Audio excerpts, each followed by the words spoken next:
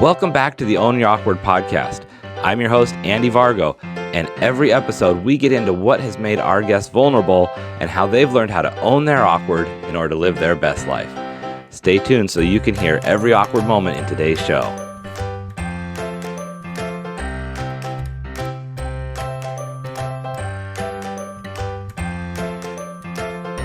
Hey everybody, welcome back to the Own Your Awkward podcast. I'm your host, Andy Vargo, and today we have an amazing person, my good friend, Birungi Birungi. Birungi, how you doing today? I am doing great. How about yourself?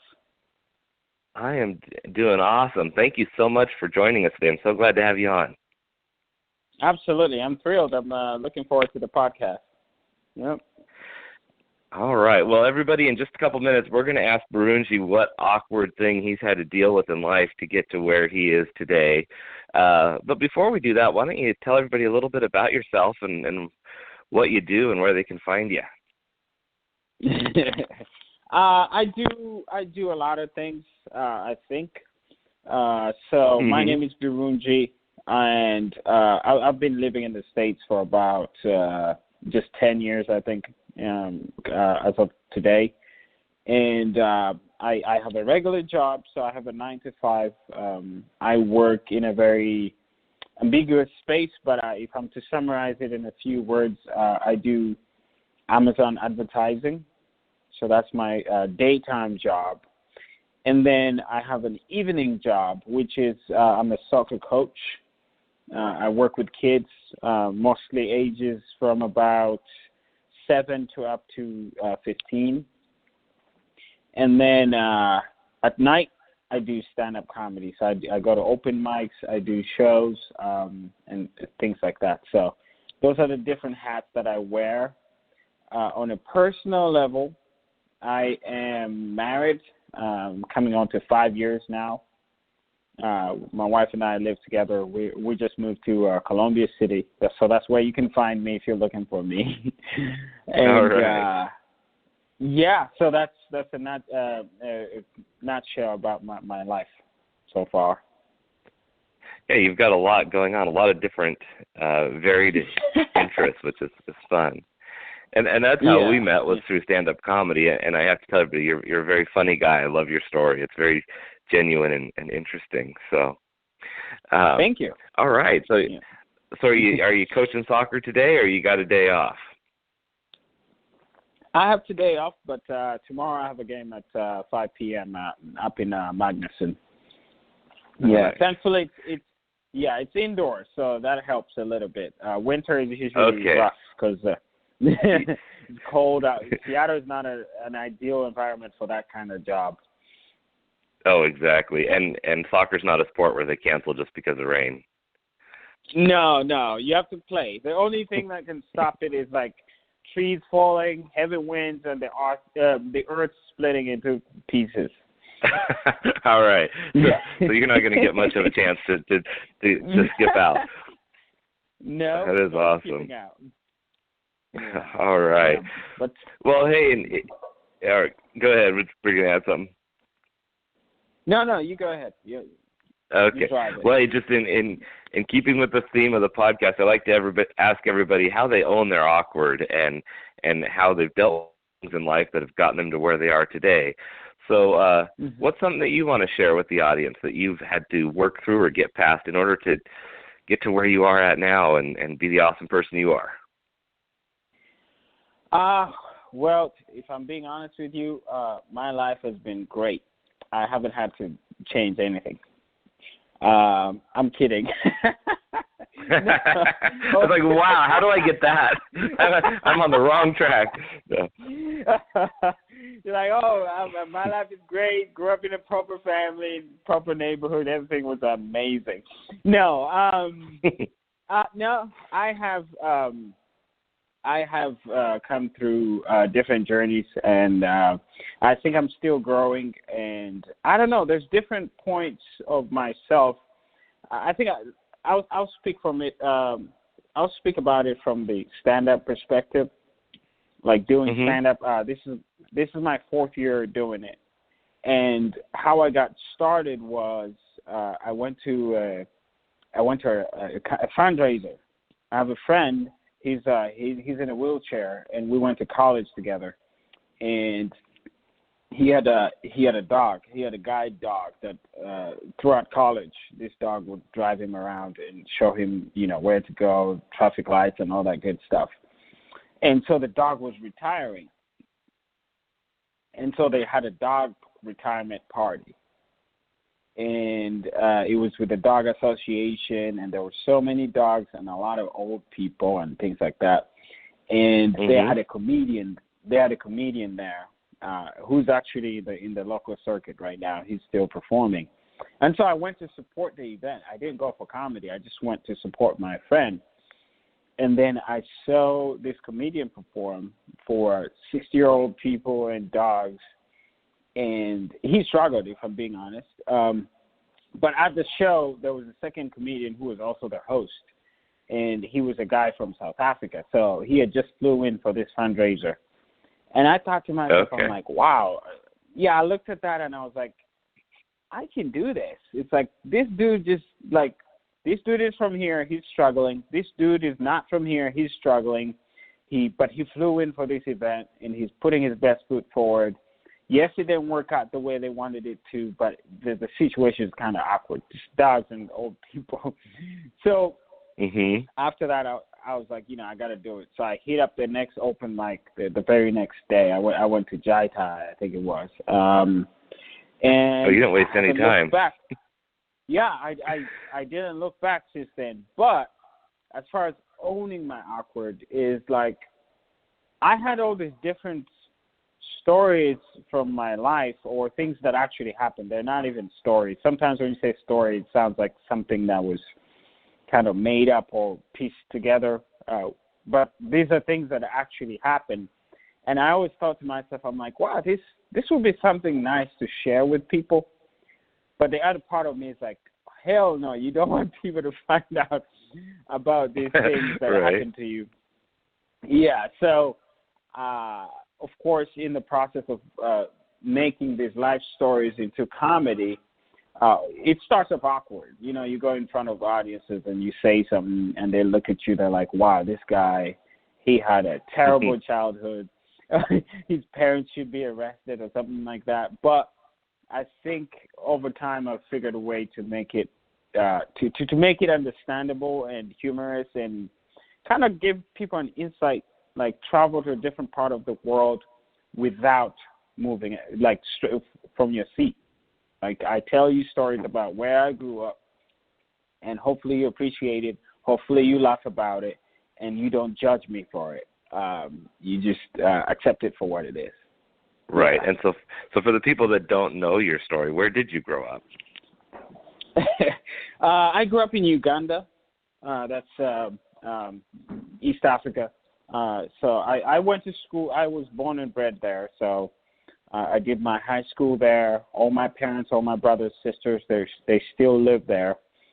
And I went to boarding school, which is not the same as American boarding school. Usually when I tell people, I went to usually when I tell people I went to boarding school, they're like, yeah, like Bill Gates. I was like, no, not that kind of boarding. How it works back home, how it works here, as far as I know, is if your parents can afford have a little bit of money to spare, and they're kind of busy or something like that, they might take you to like a boarding school, somewhere where, you have like full facilities, you have computers to play with, and maybe eventually you come up with Microsoft Word. My boarding school was the exact opposite. In Uganda or in most African countries, boarding school is for poor people, mostly. So those are parents that are too busy, they work too hard, they don't have time to babysit, they don't have time to drive you to school, they don't have time to cook for you every day, they don't have time to just attend to you while paying bills as well. So what they do is there are institutions that they can pay a flat fee, and that institution can keep you for like 3 months. So the closest thing I can compare, the closest thing I can compare it to here, I think, from what I've seen in the movies or what I've talked to people, is foster care. It's kind of like that. Sure. Yeah. That's kind of what I was picturing when you were describing it, was that, having someone else take care of your kids because you're not able to fully do it at the time, whether it's because you have to work, Yeah, so that's what I grew up. But I joined that institution when I was about 5 years old, and I got out when I was like 13. So wow. it was yeah. You do get. So to how go did that back affect? Okay. How did that? Yeah, you get to go back home for a few weeks in between, but most of my time was spent in a confined environment. No access to TV, no access to phones, no access to newspapers, no access to anything outside the world. Occasionally, people would smuggle things in, but it's a closed system. But of course, on the brighter side, you concentrate because it's like I'm here for school. There's no TV to watch. There's no movies. There's no Wi-Fi. Nothing. So it was good for academics, but it was not good for life. Right. So you did focus primarily on general learning then when you're in that situation. Mhm. I did. Okay. I did. So that's kind of my background as far as how I grew up. But like I said, we would get to go back home every once in a while, and so my life stories come from in between those two places, boarding school and then my life at home. Mhm. So what was the biggest lesson you think you learned from that time going to boarding school and being away from your family? The biggest thing I learned from that was I learned how to be a parent to myself. Okay. Wow. Yeah, I mean, because when you're like in at home, or like if you're just in a city where your parents live and they're in contact with you on a day-to-day basis, they tell you what to do. At least they try to. They're like, hey, it's 8 a.m., get up for school. Hey, get in the car. Then they drive you to the school. Then they pick you up, and then they make you dinner. And then they do your laundry. They press your clothes. They do all these things for you. If you're watching too much TV, they're like, hey, stop watching TV. Go do your homework. And then when you do your homework, they're like, hey, it's time for bed. You go to bed. I did not have someone telling me those things. I mean, we did have authorities, but that's a different thing. So I think I became more independent.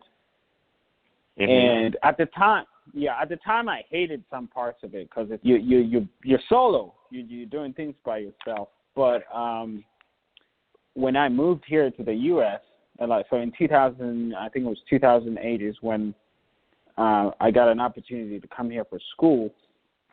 And I was the first one in my family to come to America, and I was also the first one. Basically, I was by myself. I moved here. I think I was 18, by myself. No parent, no uncle, no auntie, nothing, no cousin, just me. Wow. Coming here for college. Yeah, and I think I probably had I had some people that like the people that paid for me to come here. Other than that, it was just me. So I had to be my own parent. So to tell me when to do things. And I'm actually grateful for the boarding school for having taught me that. Yeah, I imagine that time of learning to be independent when you were young is what actually enabled you to be successful once you were here on your own. I know. I mean, I've seen horror stories from my own family, but also from other families. And you can see them on the streets. I've seen horror stories of people moving to other countries and just going off the rails because there's nobody to watch you. There's nobody to tell you anything. So you can do drugs, you can drink alcohol, or every day, any day, you can whore around. You can do whatever you want. And it's America. Things are readily available, whatever you're into. So Right. Yeah. So I kind of not to pat myself on the back, but I'm doing that. It's like I credit myself for being able to move to a strange country by myself and find a path. So like I got my 4-year degree, nailed it down, got a job, got married, started stand up, I coach soccer on the side, just like trying to figure things out without anybody showing you where the direction is. No, that is amazing, and I think that your appreciation for all of the things that you can do probably is even greater when you've been in a place where there's not as many options. That is true. I'm forever grateful. Like, I don't think I'll be a soccer coach in Uganda. There's no way. Even stand up is a very new thing right now. And even if it was there, I wouldn't be getting paid for it. I wouldn't be traveling for it the way I am doing it right now. So You're right. It's like there's a lot of moving here opened a lot of doors for me. So at a personal level, not just Well, and you mentioned that when you started doing stand up, you're sharing your story and you're finding a way to open up to people about, pretty personal things about yourself with your journey and where you've come from. When you started doing stand up, were you opening up like that, or did you just start telling, kind of street jokes? Oh, okay. That's a tough question. So my experience has been every time I stray away from something personal, I'm not funny. It doesn't work. So yes, I did start off telling. Say that. That's kind of why I was asking, because I found that the more meaningful and the closer you get to your own story, the funnier it is, the more endearing it is to the audience. That is true. I did have that awkward. The first year for a comedian, I think, is the toughest one. The first two, depending on how you grow, the first probably, if you're unlucky, it could be even the first 5 years. The first 5 years, you're trying to imitate, which is not is not a bad thing, but it's not you. Like right. I've seen this in LA. When I go to LA, I see not to pick on anyone, but I'm doing it. Like the young white comics, I swear, the young white comics, all of them are trying to be Bill Burr. Oh, gotcha. You can tell. Yeah, like you look at them, their mannerisms, their delivery, they're all trying to be angry.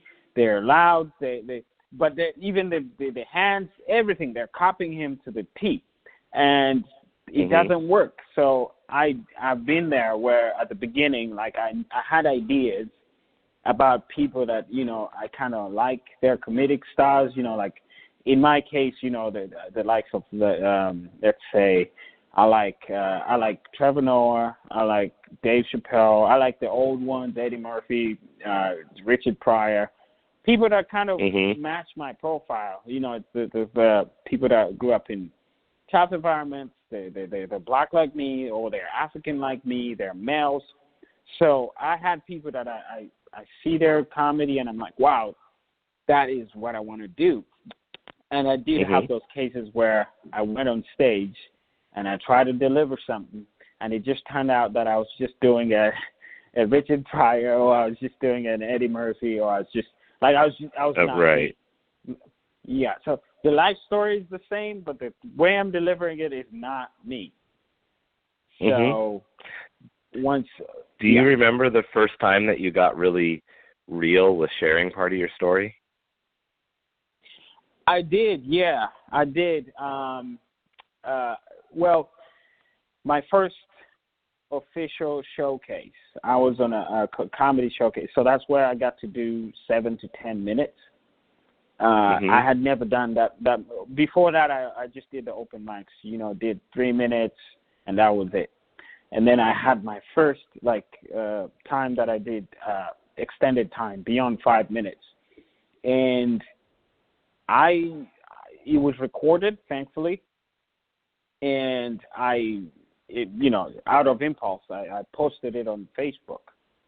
And next thing I knew, it got like within the space of a few days, it got like 5,000 views. And this was before. Oh, wow. It's really good. And this was before videos are going. These days, a video goes up and it's 1 million views in one day. This was before that time.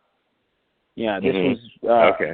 Yeah, I mean, it wasn't long ago, but I remember videos would take a while to pick up traction, especially if you're not known. So I got like 5,000 or so, but it wasn't just the 5,000. I got messages from people that I knew and also people that I didn't know from across the world. Like I have a friend that I went to.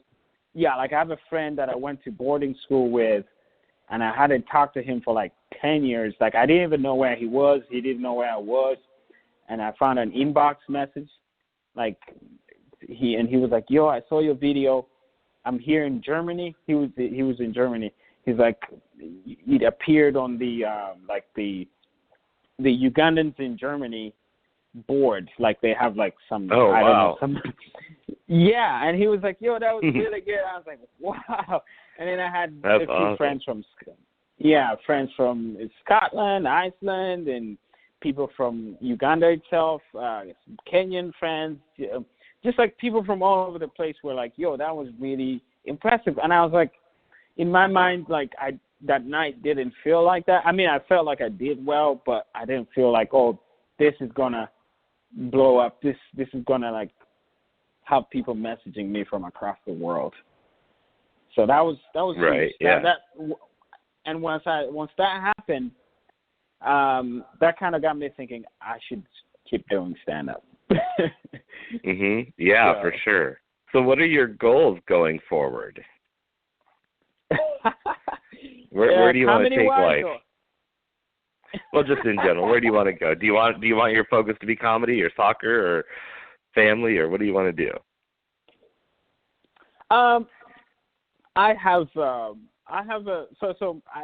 From what the research I've done and from seeing other people's lives and even my own, I think the best things that you do when you're lost, when you do not know what you want to do in life, one of the best places to look is your childhood. Like, what were you good at when you were younger, before anybody told you to go to high school, go to college, go to, any school or anything? It's like, what were you good at?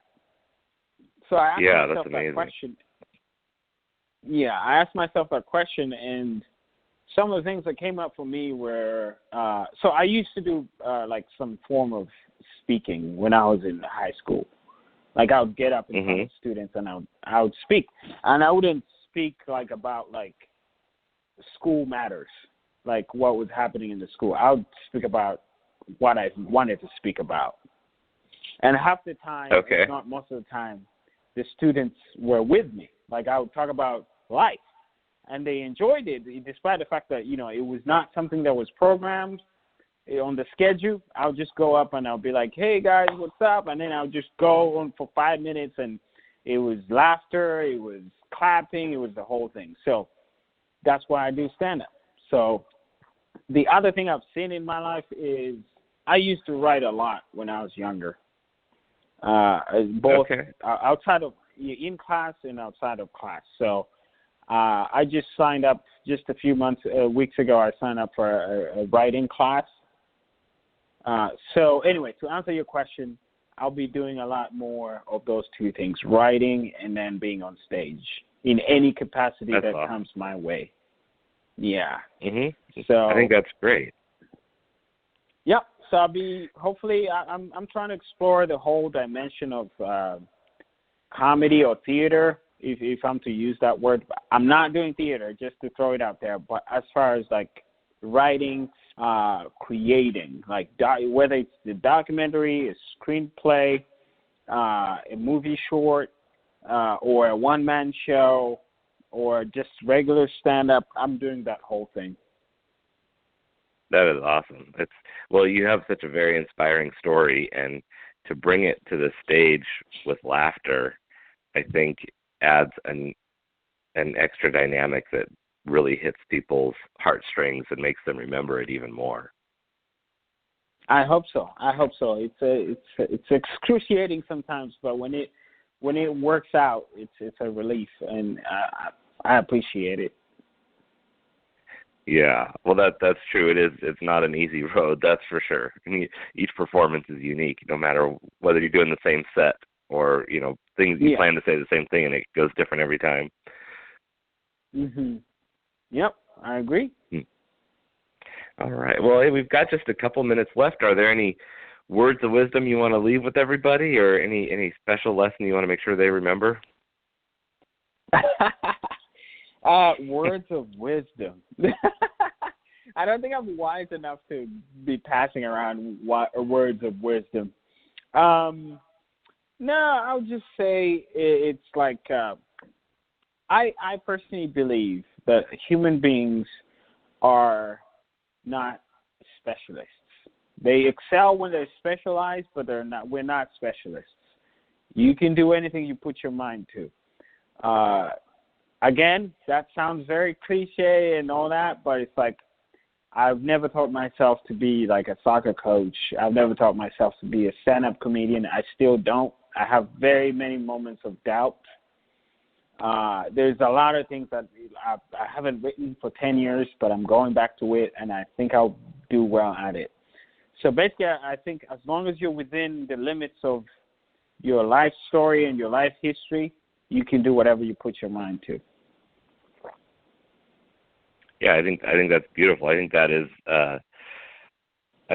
very, very spot on, especially with your journey and everything that you've learned. And I think that you can share your wisdom. I think we don't want to get cocky and think we are the wise guy, but to share our stories is very helpful for people. So I think you've got a lot to bring to the world, and I'm glad you're doing it. I hope so, man. I hope I keep doing it. We'll see where things go, but fingers crossed. Yeah. Every time I've seen you, I've really enjoyed your story and the way you tell it. It's amazing. It's both inspiring and funny, and I look forward to seeing you again real soon. So sure. Appreciate your time today, Birungi. Yeah. No problem. Yeah. Man. Anytime. Yeah. All right, thank you, and be sure to check back, everybody, for an episode every week, and share this with your friends if you found anything inspiring in it, so they can follow up and find Birungi's journey and lessons inspiring, and hopefully lead them towards some independence of their own. So, thank you. Thanks for having me, Andy. All right, thank you. Bye. Have a great day. Thank you so much for listening in for today's show. Be sure to visit awkwardcareer.com to continue your journey. And of course, please like, subscribe, and share with your friends so they can find their awkward side and learn how to own it.